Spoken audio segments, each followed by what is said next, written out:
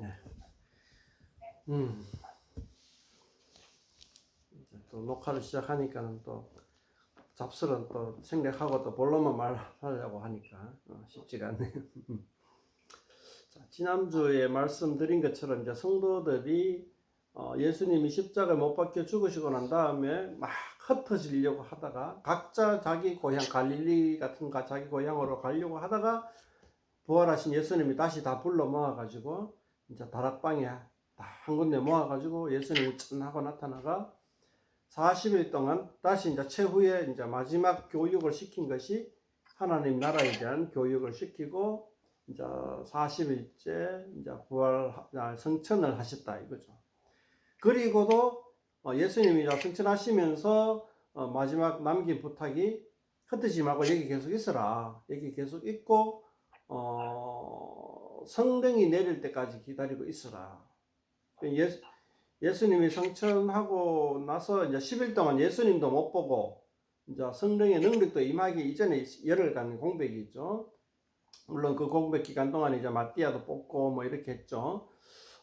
그렇게 했는데 이제 50일 그렇게 이제 열흘 동안 흩어지지 않고 계속해서 다락방 중심으로 이제 모여 가지고 서로 이제 기도도 하고 그렇게 준비하고 있었는데 마침내 오순절날 즉 유대인들의 두 번째 절기인 그 오순절날에 모여가 있는데 2절에 보면은 호련히 하늘로부터 급하고 강한 바람 같은 소리가 있어 그들이 앉아 온 집에 가득하여 마치 불의 혀처럼 갈라지는 것들이 그들에게 보여 각 사람 위에 하나씩 임하여 있더니 이 성령님이 보통 가시적이지 않죠. 그죠? 영이기 때문에 그죠? 우리 눈에 근데 이제 2절 3절을 볼 때에는 굉장히 우리 눈으로 목도하기에 좀 가시적인 같은 그런 어떤 것들이 보였다라고 이제 이야기를 하고 있습니다.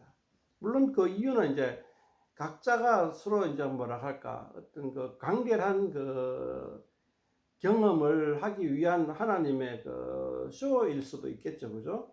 그러니까 하나님이 이제 일부러 시각적인 효과를 더하였을 수도 있습니다. 그렇게 이제 성령님이 이제 시각적인 효과와 함께 임해가지고 4절에 보면은 성령의 충만을 받고 성령이 말하게 하심을 따라 다른 언어들로 말하게 한다. 이제 이 구절이 대해서 이제 우리가 해석이 참 많죠. 근데 이제 이 해석이 좀 우리의 신앙생활 하는 데 있어가지고, 매우 성격을 나뉘게 하는 게 있기 때문에, 이게 대해서 제가 잠깐 언급할 수밖에 없어요. 근데 이제 이 4절 그냥 그대로 담백하게 받아들이면은 이제 우리가 다 그냥 뭐 성령 충만해졌다. 그리고 성령이 인도한 대로 말했다. 뭐 이런 정도만 하면 되는데, 이 성령이 이제 우리의 영혼에 어떤 식으로 임했느냐. 그리고 이때 처음 성령이 탁 임했느냐. 뭐 여러 가지로 성령의 존재에 대해서, 역할에 대해서, 그리고 방식에 대해서, 존재하는 방식에 대해서 이제 분분하게 많단 말이에요. 대표적인 게 오순절날 성령이 이렇게 탁 말할까 단번에 이루어졌다.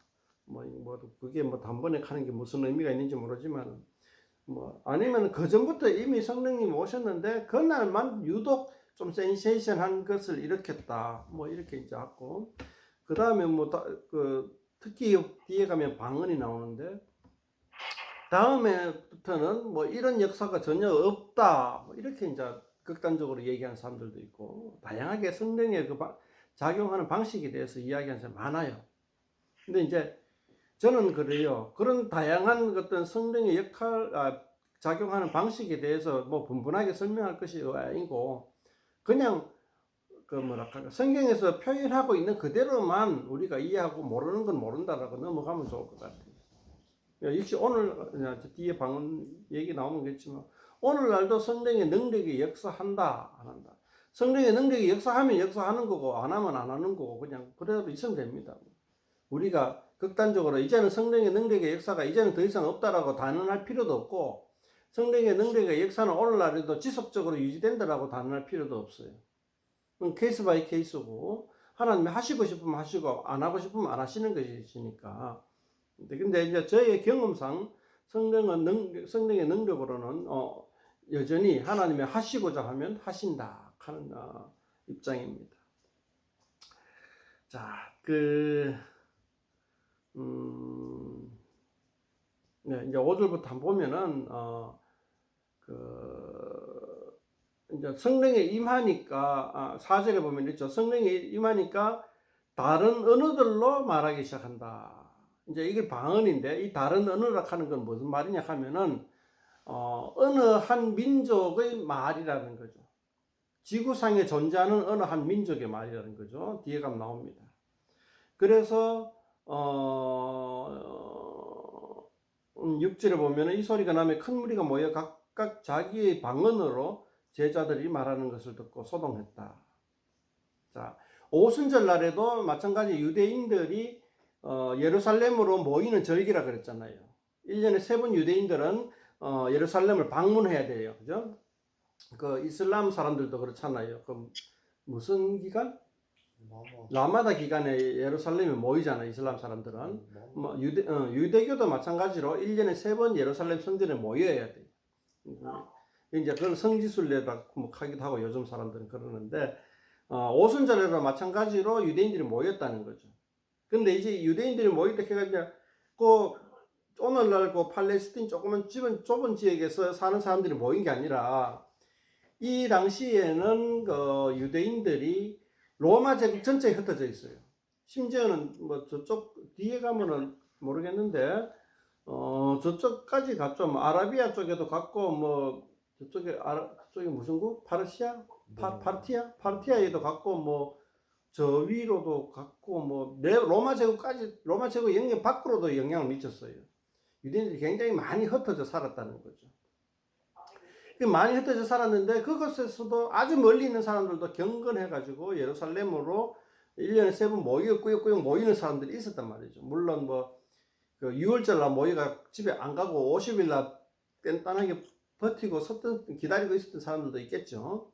뭐 어쨌든 그런 것으로 인해 가지고 다양한, 근데 그렇게 모인 사람들이 다 그 히브리 말로 하는 게 아니고 유대민족 아람어로 이야기하는 게 아니고 각각 자기 지방의 독특한 그 민족적인 지방 언어로 말했다는 거죠. 그러니까 그런데 그런 언어를 가지고 있는 사람, 자기 민족,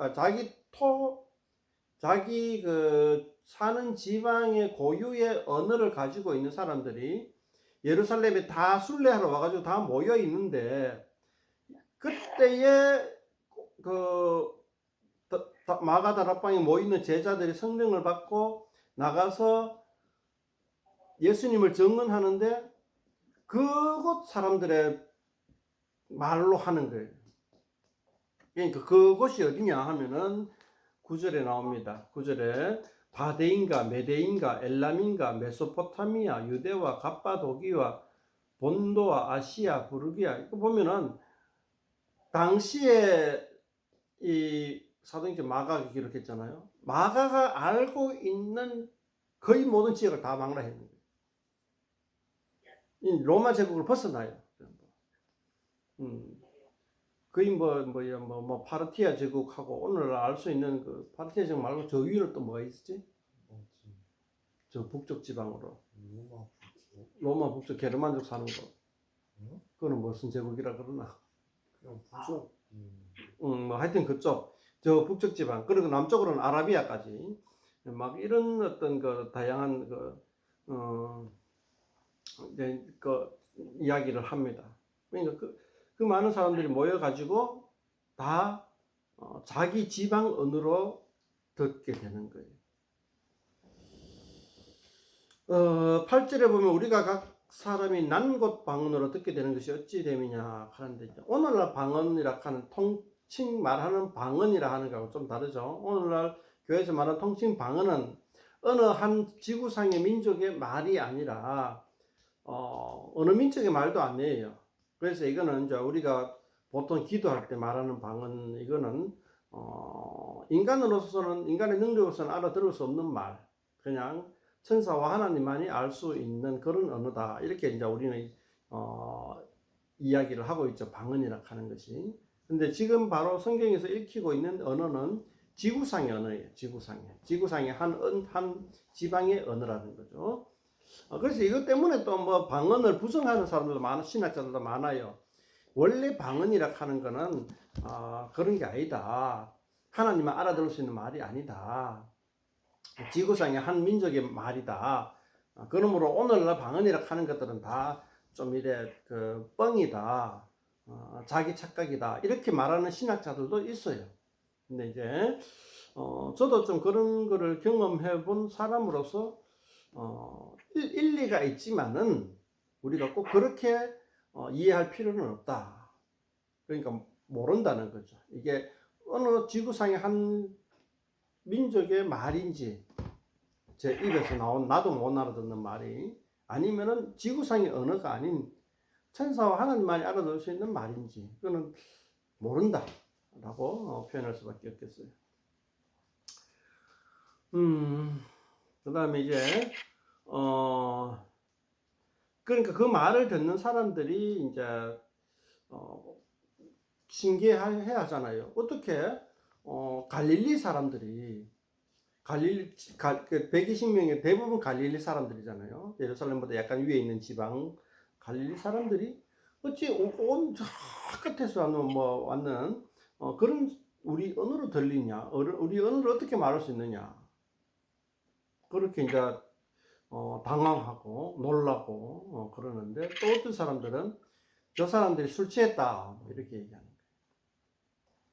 자, 그런 반응이 일어날 때에 이것이 이제 세상 사람들이 보기에는 증거죠. 증거. 하나님이 역사하셨다는 증거죠. 초자연적인 현상이니까. 그런데 이제 그 증거를 부정하는 사람도 있더라. 듣는 그 모인 사람 중에는. 그럴 때 이제 베드로가 연설이 오늘 길게 나오죠. 14절부터 36절까지. 이 베드로의 설교에 대해서 우리는 좀 잘 묵상하고 분석하고 그렇게 좀 이해를 할 필요가 있어요. 개괄적으로 보면은 이 베드로는 구약 성경을 강해하는 쪽으로 이제 설교 가닥을 잡았는데 첫 번째는 이제 요엘 선지자하고 그 다음에 이제 다윗의 시편을 갖다가 이제 인용을 합니다. 그렇게 해서 이제 그것을 하는데 주로 이제 요엘서는 예언이죠. 예언이 성취되었다. 그러니까 이제 오순절날 성령이 임해가지고 남곡 방언으로 말하게 하는 것들이 요엘 선지자가 통하여 말한 것이 성취되었다 이렇게 얘기하고 있고, 그 다음에 다윗이 예수 그리스도를 지칭한 이 말이 바로 다윗의 자손 예수다. 이제 이렇게 얘기를 하는 겁니다. 자, 첫 번째 이제 요엘 선지자의 말을 인용한 것은 오늘날 오늘날이 이제 베드로 입장에서 오늘날이죠. 베드로가 오순절날 성령이 임한 것에 대한 성령의 역사다라는 것을 서술이 한 게 아니고, 이것이 성령의 역사고 요엘 선지자가 요엘 선지자 예언이 성취되었고, 이것이 이제 20절에 보면 주의 크고 영화로운 날이다. 이제 이렇게 이제 이야기를 하는 거죠. 예수님이 죽으시고 부활하신 것이 굉장히 의미 있는 날이다. 뭐 이렇게 이제 이야기를 합니다. 의미 있는 날이다. 가라밖에 이야기를 못 하겠네요. 그리고 이제 그 뒤에 이제 다윗의 이제 이야기를 하면서 하는데 이제 왜 이제 이 다윗의 이제 이야기를 하느냐? 늘 이야기하지만 오늘날 우리가 볼 때에는 이 구약 성경의 예언이 성취되었다 하는 것들이 뭐 그렇구나라고 별 감흥이 느껴지지 않을 수도 있어요. 하지만 예수님 당시 그리고 이 오순절날 당시에는 이 다윗 오늘 베드로가 인용한 이 구절들이 당시 사람들에게는 굉장히 널리 인식되고 있던 구절이라는 거죠. 기대되고 있던 구절. 은혜는 잘 모르지만은 엄마 아빠 세대는 한 10여 년 전이가 20년 전쯤에 이런 이야기가 해중에 떠돌았어요. 정도령이 뭐 나라를 구한다 어쩌고저쩌고 하는 말이 뭐 좀 이렇게 신비한 사람들 사이에서는 회자된 적이 있어요. 그러면서 몇몇 구절들이 아마 기억은 안 나는데 뭐 이렇게 떠돌고 다닙니다. 그런 식으로 지금 오순절 성령 예수님 당시에도 이렇게 널리 회중에 회자되는 구절들이 많이 있었단 말이죠. 그 회자되는 구절들 중에 하나라는 거죠, 다윗이.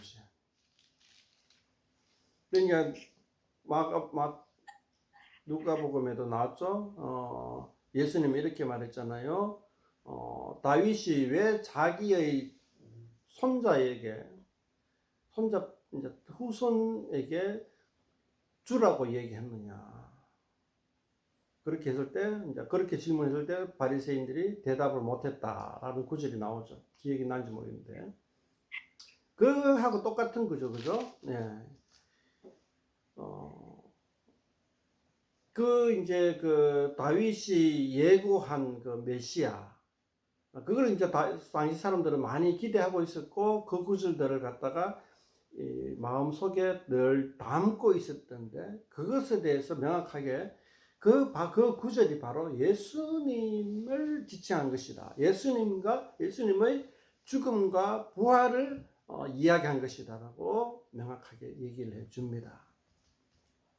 27절에 보면은 이는 내 영혼을 엄부에 버리지 아니하시며 주의 거룩한 자로 썩음을 당하지 않게 하실 것이미로다. 이렇게 이제 예언을 했는 걸 읽어주고 뒤에 가면은 거기에 대해서 해석을 해주죠. 31절에 미리 본 거로 그리스도의 부활을 말하되 그가 엄부에 버림이 되지 않고 그의 육신이 썩음을 당하지 아니하시리라.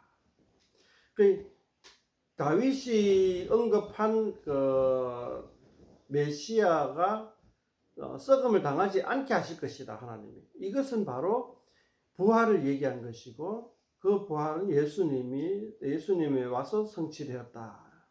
예수님의 시신이 아니고 부활되었다. 이렇게 이제 얘기합니다.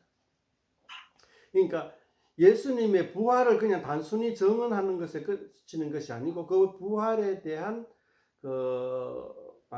구약에 이미 다윗을 통하여서 메시아의 부활이 예언되어졌다. 이렇게 이제 얘기를 합니다. 그리고 그 예언이 성취되었다.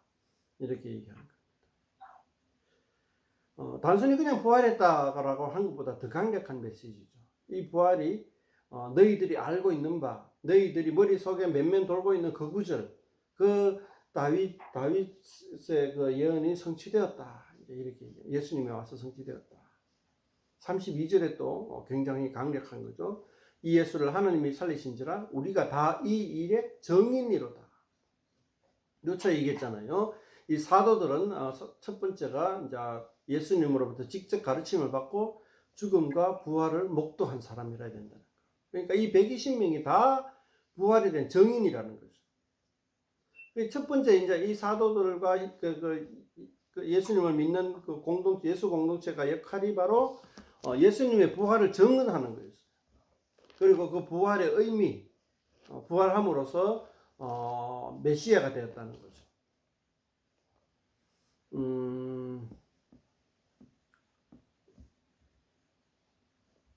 예, 36절 마지막에 이제 이렇게 얘기하죠. 그런 적이 이스라엘 온 집은 확실할지 너희가 십자가에 못 박은 이 예수를 하나님이 주와 그리스도가 되게 하셨다.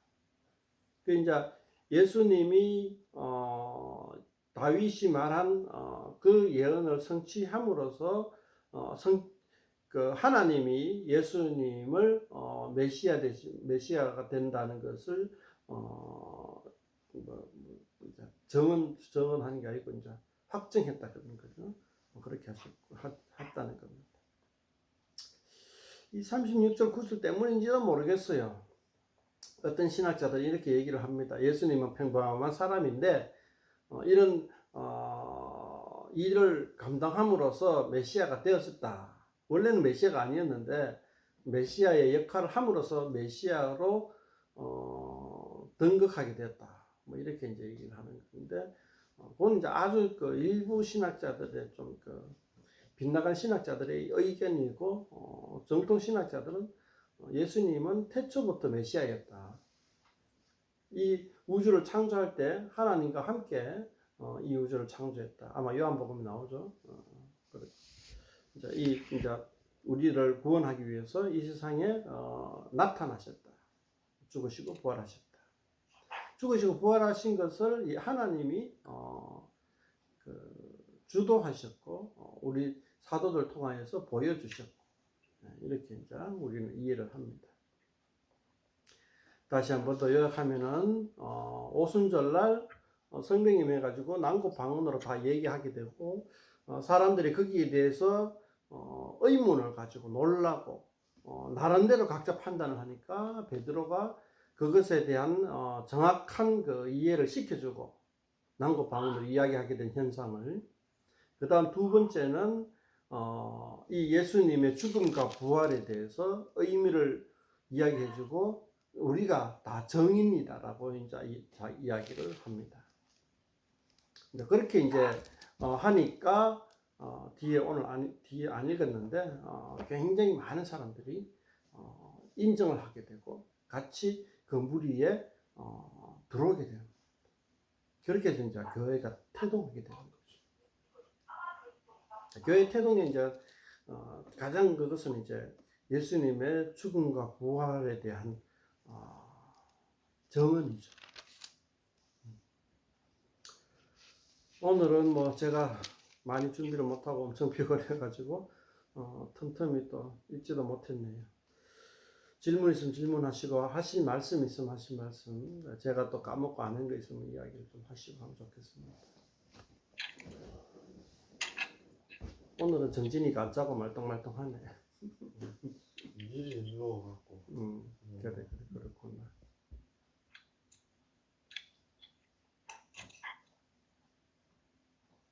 방언에 대해서 정진이 궁금한 거 많지?